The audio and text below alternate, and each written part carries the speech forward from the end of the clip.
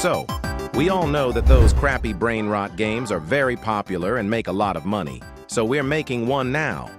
The idea that I have in mind is to simply turn an already existing game into a BrainRot game, just like every other BrainRot game. And I have decided that it's going to be natural disaster survival. We will divide our first devlog into 5 phases of building the game. First are destructible maps. After that, we will work on a round system because I already have one and want to get it out of the way.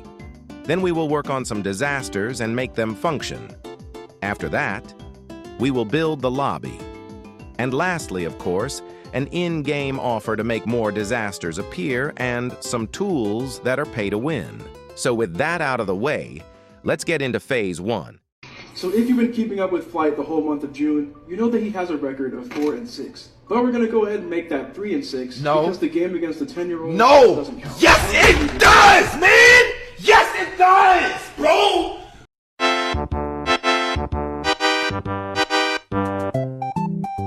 First up, we got a map called Towers, a map I built myself from the ground up. It was inspired by one of the maps inside of Natural Disaster Survival. The map has 2 towers that connect with each other and reach all the way to the sky. There is also a 3rd tower that I had planned, but I'll see what I can make of that later on.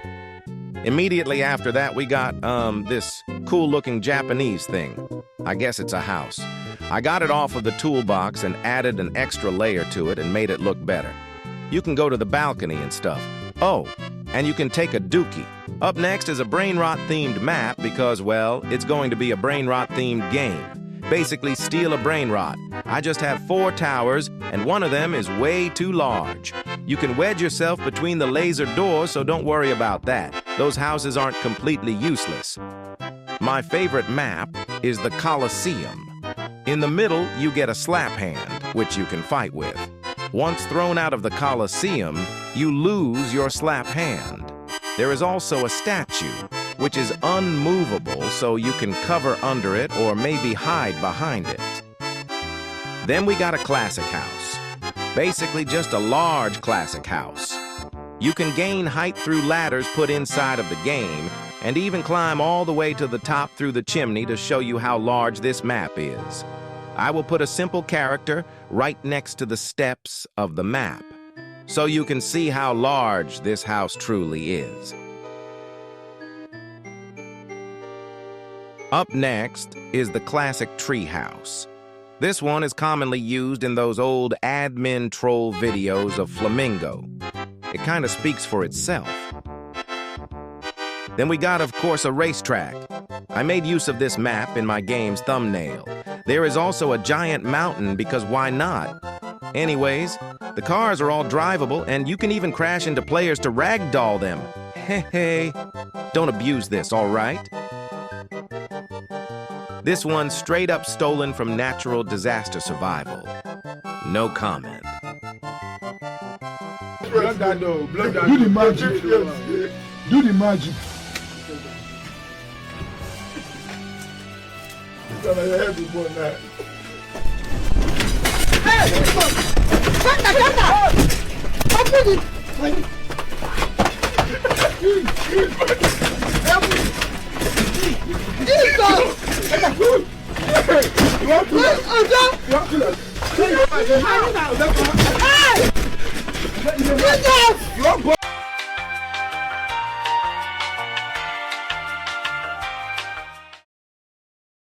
Now for the map voting system. Instead of it being a random map, I thought voting for a map would be nice, so I added a map voting system from a YouTuber named Reactive Metal, and made it so that when the voting starts, you would kind of get a mini version of the map or a map icon spinning up and down.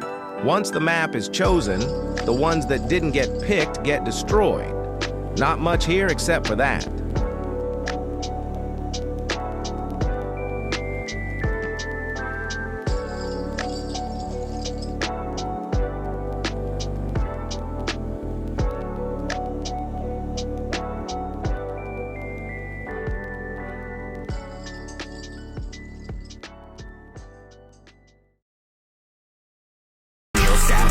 Там весь испился, подъезде помочился. Джинсы я учился, ориентуешь там 300. Может достать не быстро, не сойдет, не стратил мертвого не. Now we're at the fun part of the video. We're basically turning already existing disasters into BrainRot disasters. First up, we got tornado, destroying everything in its path.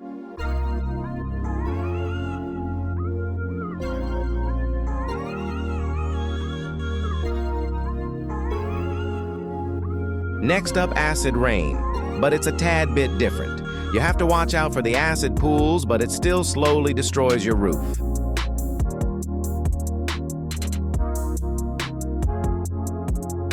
Since there aren't really any acid brain rot characters, I decided it's called heavy rain while making it blue.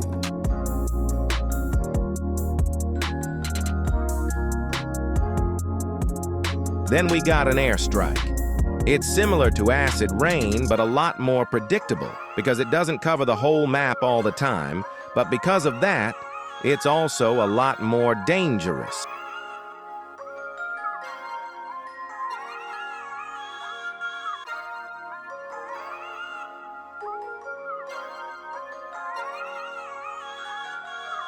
Then we have a running orange that destroys anything in his path with too high of a jump power. I'm planning on adding a jetpack on his back and make him fly once in a while to reach the opponent's height instead. Dolphin go wee!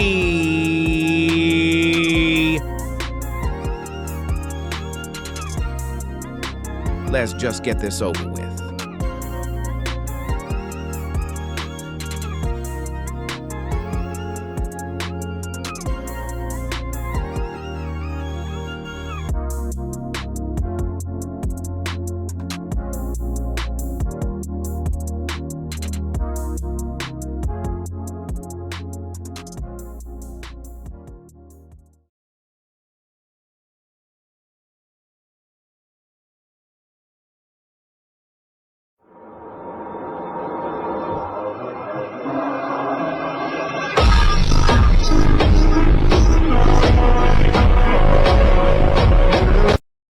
So this is my beautiful map, which is not a copy of Natural Disaster Survival, so don't sue. We got our voting system combined with our brand new Blue Coil offer and our brand new Melon offer. Lastly, we got the Super Omega Weather Machine. Such a beauty. Oh yeah, and a donation system. Now for the last phase, which is, of course... Hey guys, today we're going to be playing the strongest battlegrounds, but I have severe phantom pain. Hey punk, don't make... Anyways, I basically made this advanced Super Omega Weather Machine. On the side, there is a button which, when you press it, adds an extra disaster for the low price of 29 Robux.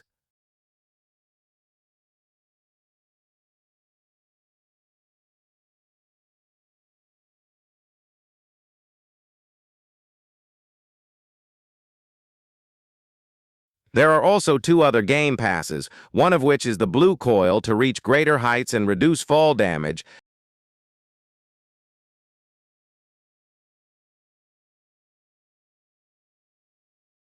and of course a healing melon that brings you back to full health. Well, that's it. I hope y'all had a fun time. I for sure did. The next devlog will consist of showing the number of disasters and which disasters there are, and of course the number of wins that you have. If you have any disaster ideas, make sure to put something in the comments down below, like and subscribe, or don't. Thanks for watching, and I'll see you in the next devlog.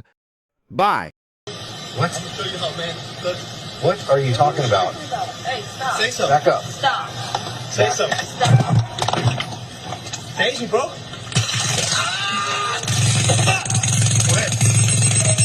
Get on the ground. Get on the ground. Get on the ground. Get on the ground. With great power comes great responsibility. Okay. Cuff him.